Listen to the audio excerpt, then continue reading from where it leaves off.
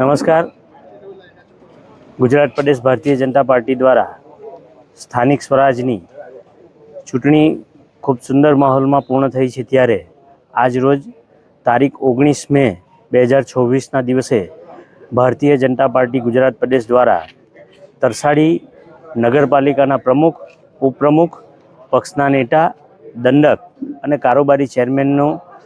Mandate આપવામાં આવ્યું છે. સુરત જિલ્લા ભારતીય જનતા પાર્ટીને વ્હીપ આપ્યું છે અને જિલ્લા ભારતીય જનતા પાર્ટીના પ્રમુખ શ્રી ભરતભાઈ રાઠોડ દ્વારા અહીં મેન્ડેટ આપીને મને રોહિતભાઈ પટેલ, સુરત જિલ્લા ભાજપ મહામંત્રી, શ્રી અનિલભાઈ શાહ, પ્રભારી શ્રી તરસાડી નગર, દીપકભાઈ વસાવા,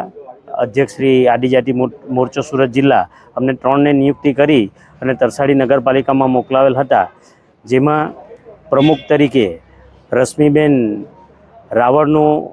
મેન્ડેટ આવ્યું છે, ઉપપ્રમુખ તરીકે સુનિલભાઈ રાઘવાણી, કારોબારી ચેરમેન તરીકે દિગ્વિજયસિંહ ચૌહાણ, પક્ષના નેતા તરીકે કલ્પનાબેન પટેલ અને દંડક તરીકે અનિકેતભાઈ વસાવાનું મેન્ડેટ આપવામાં આવ્યું છે,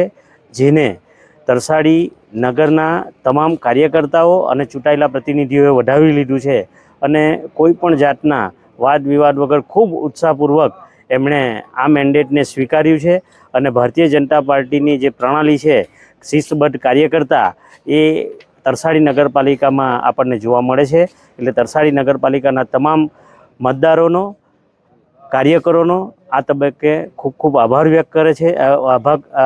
કરીએ છીએ અને આ જ રીતે ભારતીય જનતા પાર્ટીને સહકાર મળતો રહે એવી અપેક્ષા છે. આભાર માનું છું. રાવલ આજ રોજ તરસાડી નગરમાં જે ચૂંટાયેલા સભ્યોની આજે સંકલન મિટિંગ હતી, તેમાં આજે મારે પ્રમુખ તરીકે વરણી થઈ છે, તે બદલ હું સૌનો ખૂબ ખૂબ આભાર માનું છું. પ્લસ અધ્યક્ષ જે આપણા વિશ્વકર્માજી છે, એ આપણા લોકલાડીલા ધારાસભ્ય શ્રી ગણપતભાઈ વસાવા સાહેબ, પ્રદેશ આપણે જિલ્લાના પ્રમુખ શ્રી ભરતભાઈ રાઠોડ, મહામંત્રી શ્રી,